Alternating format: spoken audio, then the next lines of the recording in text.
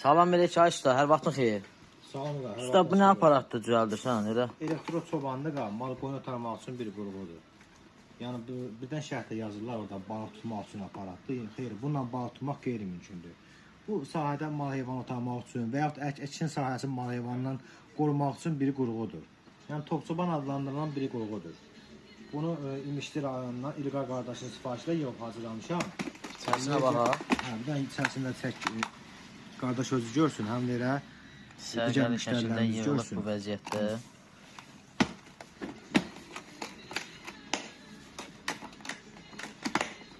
Bunu necə işlədilər, əlavə məlumat verə bilərsən aslında. Bax bu qara olan şunur, bax bu armatura gedən şunurdur. Yəni armatur yerə bağlı olduğu üçün, yəni yerə bax bu qaydada keçir armatura. Bu şunurdur. Çəkilən bir dənə mərtəl çəkilir. Həmin mərtələ bu qaydada keçir mərtələ. Əgər mal üçün istifadə edirsinizsə, bu yuxarıdakı düyməni vurmağınız bəs edir. Birinci knopka. Ha, birinci düyməni. Yox, əgər qoyundursa sizdə, bu mütləq ikisinə vurmalısın. Yəni həm yuxarıdakını, həm aşağıdakını. Bu daha da güclü vurur. Fikir versən. Bəli, bəli. Yağışlı havalarda bu sıfırda qalmalıdır. Adi havalarda elə birdə qalmalıdır. Yəni olduğu üçün bu da birdə qalmalıdır. Belə də bir ekran yerləşdirmişəm. Bu ekranda nə üçündür? Sahədə məsələn bilmirsinizsə, bunun nə qədər zərərkası var, ya bir gün geriyə, 2 gün geriyə onu bilmək üçün basırsan bu düyməni, hal-hazırda zərərkası 12,3 voltdur.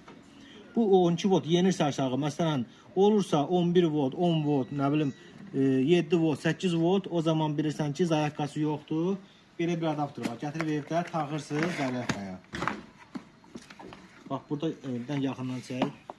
O belə bir qaydada taxdınız, belə yaşıl işıq yanır. Gərginliyə qoşan zaman bu işıq qırmızı olur. Daş dolanda yenidən yaşıl rəngdə bu qaydada yanacaq.